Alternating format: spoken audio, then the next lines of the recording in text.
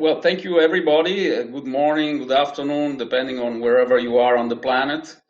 And just a few technical information. We will have a question and answer session at the end of my presentation. In the meanwhile, you can send us your questions by clicking on the menu on the left of your screen under the question and answer button. So I'll be the only one who will be able to use the audio. So also, as I mentioned, you will receive a video recording of the webinar, which will be also posted on the website. And for those of you participating, you will receive a certificate of participation. So today's webinar, it's basically a presentation and update about Friend of the Sea, both in terms of the Friend of the Sea certification and its various standards, as well as an update about the conservation projects and campaigns, which have grown quite a lot in the past few months and years under the umbrella of Friend of the Sea. So for those of you who don't know me, I'm the founder and director of Friend of the Sea and of the World Sustainability Organization, which is the organization which has developed both Friend of the Sea and Friend of the Earth, our certification for products from sustainable agriculture and farming. Next webinar is going to be held on the 15th of April at 3 p.m. Central Europe time. We're changing the hour next weekend, so double check, please. And it's going to be about sustainable coffee production in Costa Rica, the Café Monteverde case study.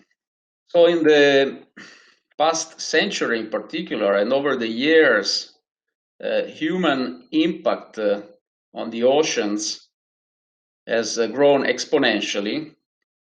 Also in terms of cumulative pressure on the oceans, due to various human activities and their consequences, such as overfishing, pollution, habitat loss, eutrophication, and possibly climate change. Some scientists have tried to depict this cumulative pressure on the oceans, as you can see on the map on your left. And you can see that the areas which are most impacted are the North Sea, which is the area where fishing started, and it's around some of the most industrialized countries globally. The Northern and Central Atlantic, the area south of Sri Lanka, the Chinese Sea, and the Western Northern Pacific. And also you can see some of the tracks, some of the consequences of the major shipping lanes. In particular, you can notice those running from east to west and west to east, south of Sri Lanka, and those tracks that you can see running south of Southern Africa. And these lanes, the highways of the sea, potentially generate pollution. And this is why you see those red lines. So obviously there's a need to motivate companies worldwide, humans, to produce and act in a more sustainable way. And this is the mission of Friend of the Sea, carried out by means of its various certification programs, as well as its conservation projects and campaigns. In 1991, when I started working on conservation with the Dolphin Safe Tuna project, campaigns were focusing and conservation initiatives were focusing mostly on iconic species. You surely remember the Greenpeace Save the Whales campaign and the Dolphin Safe Tuna project, which started at that time because the tuna industry, at least in the Eastern Tropical Pacific, was killing dolphins by the millions. And the Dolphin Safe project, launched by the Earth Island Institute, an NGO based in California, has managed to get the whole tuna industry worldwide, or at least 95% of it, to engage at not handling tuna caught by setting nets on dolphins. And this led over the years, together with the collaboration of other NGOs and institutions, to a very strong reduction in mortality in the eastern tropical Pacific, where the major killing was occurring. Over the years, as I've been working on this project, of which I'm currently the director of international programs, I have developed the idea that a similar project aiming to tackle all the various impact of fishing activities and aquaculture activity. Aquaculture, in the meanwhile, was growing pretty fast, could achieve even better results, even wider results. And so in 2008, I launched Friend of the Sea to cover also these potential impacts and to certify sustainability of seafood products. In fact, Friend of the Sea is the only certification program which, with the same seal of approval, the Friend of the Sea logo, can potentially certify both fisheries and aquaculture, because the two are strictly tied together, as aquaculture sources a good part of its feed from some of the major fisheries out there, and also because consumers want to have a simple message about the sustainability of seafood. And sometimes it's impossible for them to differentiate between what is farmed and what is wild caught. So over the years, the project has grown. And as you can see, currently there's over 1,000 companies in 72 countries worldwide which have Friend of the Sea certified products. It's those darker countries that you see on the map.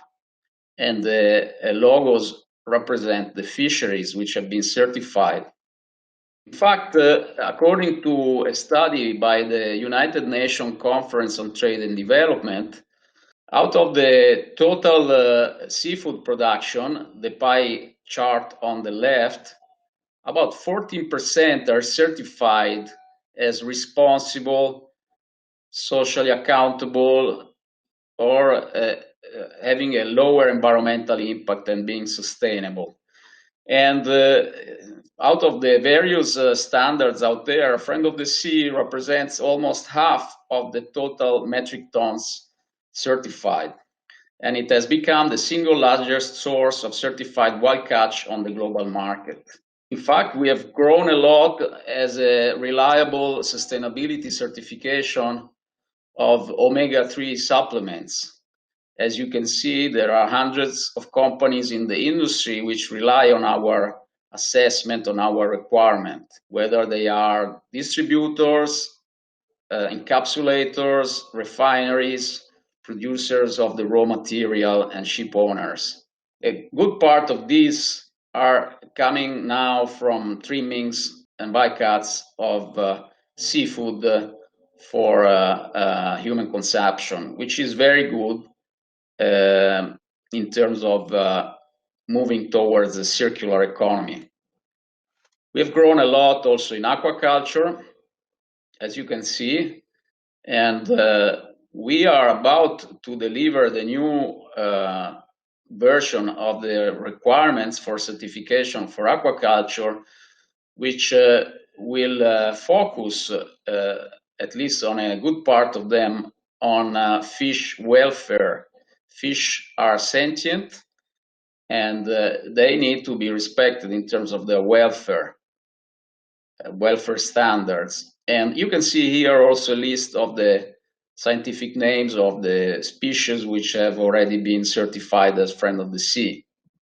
As far as the standards, products from fisheries must originate from fisheries or fleets which target stocks which are not overexploited, according to the best scientific evidence.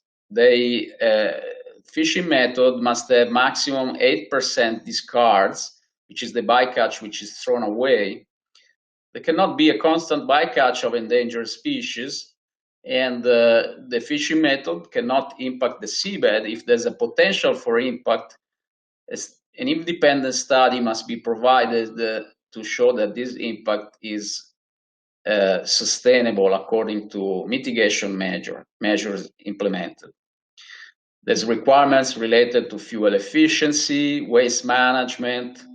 I would also FAD-free if requested by the company, compliance with regulations such as total allowable catches, no presence of IUU vessels, mesh size, and so on. The company must be dolphin safe according to the Earth Island Institute, and in fact, Friend of the Sea is the only standard which includes these requirements, and unfortunately, other standards have certified as sustainable the Mexican tuna fishery, which set nets and kills dolphins on a yearly basis.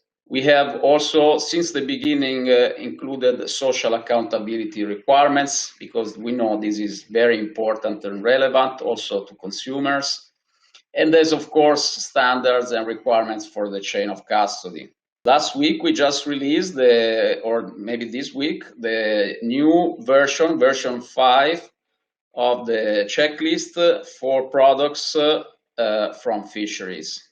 Requirements for aquaculture include, in particular, requirements that the developed site does not impact critical habitats. This is to say, for example, mangroves in Asia, Africa, and South America. There must be reduction measures in place for escapes and bycatch of predators. The company must be compliant with the given water quality parameters, no use of growth hormones. There's requirement for fuel, waste, and water management, social accountability, and chain of custody. It's important to highlight the fact that Friend of the Sea is the only seafood certification for products from fisheries which is recognized by the national accreditation bodies. These are the national accreditation bodies already operating in these terms, and they supervise basically the work carried out by the certification bodies, which themselves must become accredited by the national accreditation bodies. So this is very, very important way to make the certification reliable for consumers. Unfortunately, not all certifications have this kind of recognition, and in the seafood arena, for products from fisheries, Friend of the Sea is the only certification which is recognized and supervised in this sense. The audits are carried out on site, and surveillances are carried out on a yearly basis, and we do also request DNA testing. Recently, we have introduced and supported the use of what has been named the Sustainable Advanced Reality Audit, which allow to carry out audits remotely, but totally video recorded. The end product, the end audit report is something which exceeds the standard on-site audits in terms of evidence which can be then used for additional supervision. The whole audit is video recorded, and this way it's possible to make the audit more sustainable, avoiding long-distance auditor trips, save money, make the audit more affordable also for smaller artisanal producers, and save time. The whole video is then put on a blockchain system so that it cannot be further edited. Friend of the Sea considers stakeholders' participation as very important and relevant at different stages in its activity. So stakeholders are involved in the technical committee at the time of setting the standards, and then they are involved before and after the audit so that they can input and provide objections. For example, as you can see, this is one of the objection forms available on our website. So it's an open and transparent process. And the end result, apart from motivating those companies which are not yet sustainable to go in that direction, is that by means of the non-conformities raised during the audit, companies improve, companies reduce their impact because they have to correct these non-conformities. Our requirements have been benchmarked over and over during the years, and the result, according to the really independent benchmarks, has always been that we have performed as the best certification requirements compared to other standards, as you can see on this table. In terms of governance, our governance is completely independent from the industry. There's nobody from the industry, from the companies that we have had the product certified that is part of our board, because it should be this way in order to avoid any conflict of interest. At the same time, we allow for stakeholder involvement, as mentioned before, as you can see on the governance graph on the right, by means of the Friend of the Sea Technical Committee. The study which I mentioned before by the United Nations Conference on Trade and Development certified this independence. And you can see that when compared to any other standard, Friend of the Sea is the only one which is whose board is composed only of NGOs and civil society. There's no presence of the industry, private sector, workers, or producers. These are allowed to participate in the standard setting as part of the technical committee, but they are not among those making the strategy and development of Friend of the Sea project. Let's move on then to the other certifications that have been launched by Friend of the Sea in recent years. You can see them here summarized. They are all certifying under the Friend of the Sea logo. Let's look a bit more in detail each one of them. So we developed a certification for dolphin and whale watching, which is responsible and sustainable, with sets of rules which are been evolved from the already existing international rules for responsible whale and dolphin watching.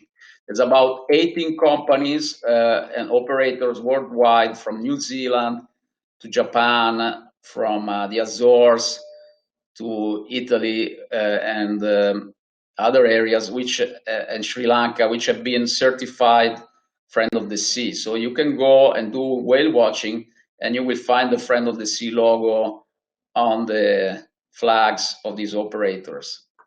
We then developed requirements for sustainable shipping, and there's two major shipping companies which have been certified Friend of the Sea, Green Seas and Sea Trade. Requirements for certification of UV creams which do not impact the coral reef and the marine habitat have been developed, and some UV creams out there are already available and certified Friend of the Sea. We have developed requirements for ornamental species, and some producers and suppliers have been certified in Fiji and in other countries. And consequently, we have developed requirements for sustainable aquariums, and some aquariums in around the globe have been certified, some in the UK and others in Brazil, including the biggest aquarium in South America, Aquario, the Rio de Janeiro Marine Aquarium. A set of requirements is available on the website. Seaweeds, sustainable seaweeds requirements have been developed for both wild caught and farmed seaweeds.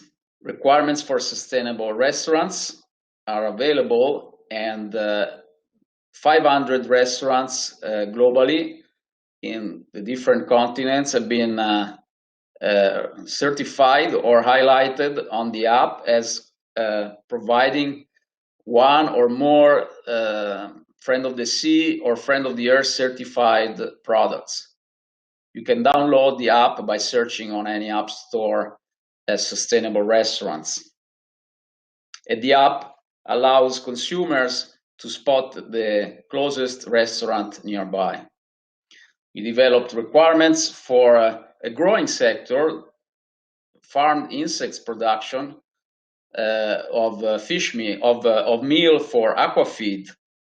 And a major company, very innovative in France, called Innovafeed, has had some of its meal certified. Other requirements include sustainable beach and sustainable salt. We are about to audit one of the major producers in Central Asia of mined salt, and we developed also requirements for sea salt. Both can have a potential impact. Both can be produced in a sustainable way. It's important for consumer to know. So what happens once the product is certified? Well, we do our best to promote the certification on the media, to promote Friend of the Sea in general on the media, and we've been quite successful. We have come out on CNBC, BBC, Time, and several others, Forbes, and so on, as you can see. We do activities of awareness at the point of sales in the supermarkets to explain what's behind the Friend of the Sea certification. We have organized several one-to-one meetings to get together buyers with companies which have Friend of the Sea or Friend of the Earth certified products. We are, according to our more recent policy of moving all our activities online to make them more sustainable and effective, we have launched the Sustainable Marketplace, which is in an area very easy to reach on our website, where buyers can file bids, and the Friend of the Sea or Friend of the Earth certified company can propose their own products to these bids. This is open also as an app. We have participated to some of the major international trade shows for the past 10 years, and recently we decided to focus more on what is our 24 hours, 365 days a year booth, which is our websites. So we focused on these, we focused on social media, to provide, by means of the posts, relevant information to the general public. We developed webinars, as you know, and this has led to a dramatic growth in our social media presence and also in our ranking, which has brought us in a few months to become the highest ranked site in the seafood certification arena, according to Alexa and to Google. Of course, companies can also highlight their certification, and we strongly suggest this by means of their TV and paper marketing budget, as these companies have done. And we deem very important to inform, in particular, new generations about the environmental impact issues of marine habitats. And we do this by carrying out several awareness activities at schools worldwide. As I mentioned, I would like to go a bit in depth also on our conservation projects and campaigns, which have increased in numbers and intensity in the past few months. Here are some of the campaigns which we have carried out and projects which we have carried out globally under the Friend of the Sea umbrella. I'll just mention a few. We have reintroduced about 18,000 sturgeons in the Italian rivers. Sturgeons are considered to be extinct, at least the species that was reintroduced. And this was carried out thanks also to the collaboration of a major caviar producer and sturgeon farmer in Italy, which donated a good part of the sturgeons. The sturgeons were chipped, and in the past couple of years, more and more unchipped sturgeons have been caught and released. This means that they are reproducing in nature and the project has become successful. In terms of campaigning, last year's May, we have managed to lead Just Eat and Deliveroo to take off their shark fin soups off their international menus. I think this was a very important result, which surely has decreased the number of sharks finned for this purpose. On the right, you see a project called carried out together with a research institute in Italy, which delivers a turtle safe certification, which is like a sub-certification of Friend of the Sea certification, to those fishing vessels and ship owners which deploy TEDs, turtle excluder devices, on their trawlers.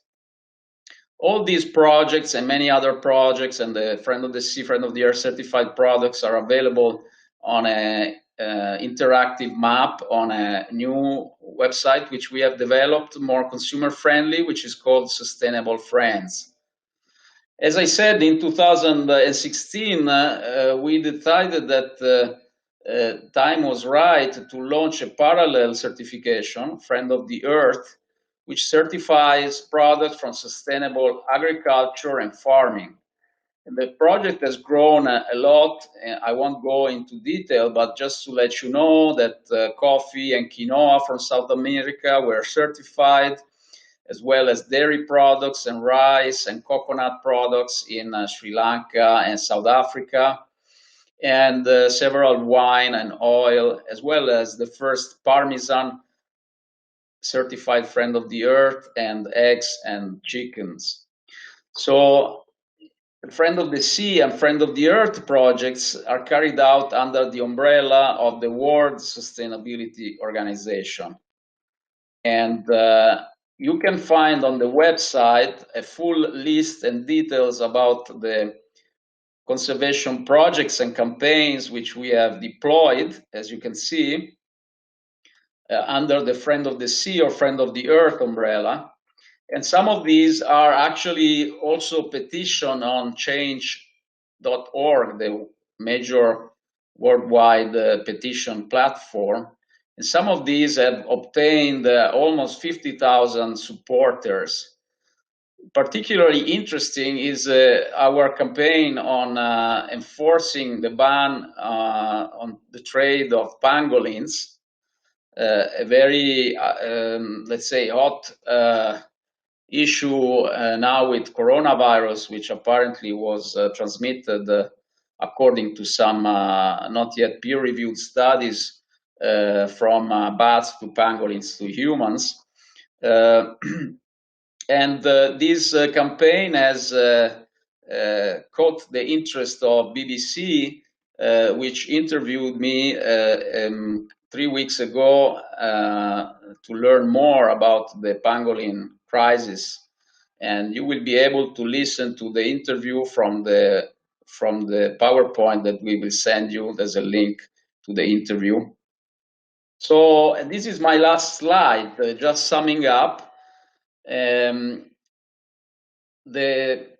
important points of certifications like Friend of the Sea and Friend of the Earth are that we have carried out sustainability certification for the past 30 years. So we have accumulated quite a lot of experience, and companies consider us as reliable and professional on these subjects. And another important point that differentiates us from other certification is that from the start, both are international and in scope and cover a multi-products range. So we know that there are some seafood certification which are local, like the Alaskan seafood, the Icelandic responsible seafood, as well as the Japan certification. We believe, but time will tell, that these limit themselves in terms of let's say, acceptance from other countries. And so a certification of this kind must be open internationally to any fishery, any agricultural producer, and it must be multi-product, as I've already explained. The audits are, as you've seen, strict in terms of the quality of the requirements, but they are also affordable in cost terms. They are reasonable in cost terms, so the project can be accessed also by smaller producers, smaller companies, artisanal companies, also in developing countries. From the start, all our requirements, differently from many other standards out there, have included social accountability. And in terms of promoting the products, well, I think I made the point with the previous slides. We do our best to promote the products which are certified by means of press releases, one-to-one meeting, and this sustainable marketplace, and so on. And by means also of reaching out to sustainable restaurants which are looking for sustainable products. Conservation projects are basically shared with those companies which have their own products certified, which can claim that by means of the certification, they indirectly contribute to our conservation initiatives. And of course, there's a possibility by companies, and some have already done so, to donate for specific projects. Okay, here are some questions. Somebody's asking me, how is WSO coping with the COVID-19 health crisis? It's becoming tough, I think, for everybody worldwide. Yes, Italy was among the first countries, but now the situation is unfortunately not so good also in other countries. Let's all hope for the best. We are all smart working since 5 weeks ago when schools were closed here in Italy. And we are very productive. Work is going on even more, if I may say, than usual, because we can really focus and do no traveling to the office and so on. It's actually make us think for the future. It's a sustainable way of working. Of course, it's also important to have direct contact between us. We see, unfortunately, that the coronavirus crisis is also impacting several companies and our customers, and we really hope for the best and pray also for them. So records of audit are shared on your website. Yes, they will be shared, and for those of you who are here, we have your emails, obviously, because you registered. So we will alert you when everything is available on the website and send you the certificate of participation. Why isn't the industry more aware of the apparent lack of independence of the other certification bodies? This is a major conflict of interest. Well, there's been, I believe, from the start, from the way the FAO guidelines were developed, some misleading information to the general public and to the players in this certification arena, which hinted that a participation of companies, maybe even those who have been certified within the board of some of these certification programs, could be useful. We believe in discussion, openness, and collaboration, but we think that this should not be done within the board. It should be done in a separate technical committee, the way we're doing and the way the FAO is suggesting. So your conservation projects, independence, and active social media sounds like a huge point of difference versus other certification bodies. Am I missing something? Well, let's say we are doing all this not because we want to differentiate. We really hope that all of the other standards will gradually move in the direction we have moved years ago. We have seen, for example, some more recently, including also social accountability. We are doing all these because we want to be reliable. We want to be also supervised because we learn from this, and this is what occurred with the national accreditation body's supervision. We improved and we have become even more selective and reliable.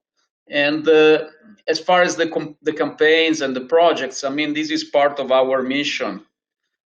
We really originate as I always say, a bunch of environmentalists. I like that. We are really grassroots, and we believe in what we're doing, and all the people in the team and external collaborators really feel this strongly. And so it's a natural consequence for us to also be proactive, apart from certification, and dedicate more and more also to conservation projects and campaigns. Hopefully others will join. Some already made important steps ahead. Who conducts the audit, and how often do the businesses receive on-site audits? Well, we follow the international practice for this, so the audits are carried out on a yearly basis, and the audits are carried out by qualified according to a set of requirements in our certification procedure, which you can find on the website. Qualified auditors, which must also have been trained and already experienced some on-site audit as observers. And these auditors are auditors of accredited independent certification bodies like those that I have described. SARA, so somebody is interested on the SARA audit system.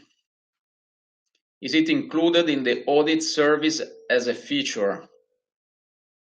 Or should we take contact directly?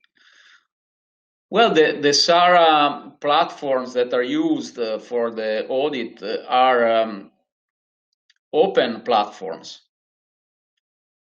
Currently, there is no exclusivity, and we are open to evaluate and accept alternative platforms for the video recording, for the checklist sharing, and so on.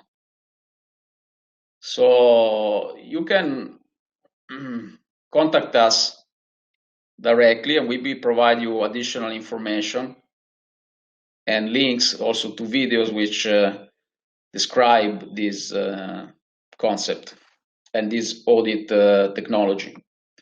Is artificial coral reef setup effective enough to restore our ocean ecosystem? Thank you for your nice presentation, etc. from Bangladesh. Yes, there are projects, evidence, and to my knowledge also studies which have confirmed that artificial coral reef can work nicely for restoring in certain areas ocean ecosystem and create say a nursery area for fish to grow. We can activate our scientific department, provide you more information. Feel free to write to us. Donations for conservation projects may be done for small amounts too. Yes, I believe there's a possibility to start from around 50 euros or something like that. And you just have to go to the projects area on our websites, either Friend of the Sea or Friend of the Earth. Choose your program and click on donate and follow the instructions. Whatever problems, issues you might find, just drop us an email to info@friendofthesea.org. Who comprise your technical advisor committees? Are they species specific and open to applicants? Well, you can contact our scientific department. I believe currently we have a number of 16 members of the technical committee, if that's what you mean, because you are saying technical advisory committee, which is a mixture of the technical committee and advisor, the board. But I believe you are talking about the technical committee, and it's open. It must respect a balance in terms of what the stakeholders represent. In other words, we cannot have only retailers or only NGOs. There must be a balanced representation, but it's open, so you can apply to us, send us an email to info@friendofthesea.org with your CV. How often is the surveillance audit? That's carried out every year. Hi, do you have many shrimp aquaculture farms producers certified? There are some certified, there are some fisheries certified using TEDs. So you can search on the website, or you can contact via the chat on the homepage, or send us an email. Okay, the scientific department kindly informed me that the technical committee is currently composed of 19 people, from 7 stakeholders categories. Then somebody's asking, do you certify also fabrics, textiles, and fashion? Yes, we do, by means of the new requirements, the new checklist under the Friend of the Earth certification. So you can find the information under certifications on the main menu of the Friend of the Earth website. And one first producer, fashion producer in Brazil, which is called Donna Rufina, has been certified the past month. Somebody is saying thank you. So I think it's time to stop. There's no more questions. So let me see if somebody answered to the poll, view the results. Maybe, oh, I see. So it's okay. So I think I managed to pass the message. 87% of the answers, 42 votes, have confirmed that third-party certification recognized by the national accreditation bodies is the most reliable. Somebody who says that or voted in favor of national seafood certification. Again, we have all the respect for others' initiatives. It's always better to move in that direction.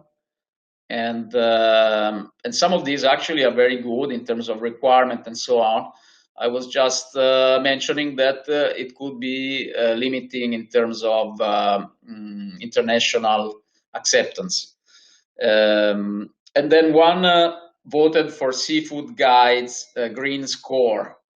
I included this in the poll because it's information, these seafood guides, which is useful, but sometimes it could be misleading, or it could be detrimental to companies which implemented measures to reduce their impact, but they are grouped into a group of bad people. Okay, so there's no point, I believe, to say that any salmon coming from Alaska is good and any pangasius coming from Vietnam is bad.